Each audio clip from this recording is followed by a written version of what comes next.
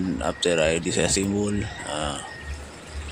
For more videos like this, please follow my YouTube channel, or if you don't like, but it's up to you.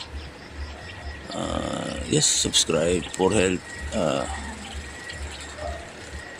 I will back the cover again and for to show you the final result after I back the cover or assemble this unit.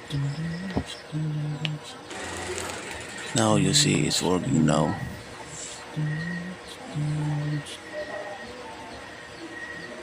It's totally working. Very, very beautiful. Thank you for watching. Okay. Bye.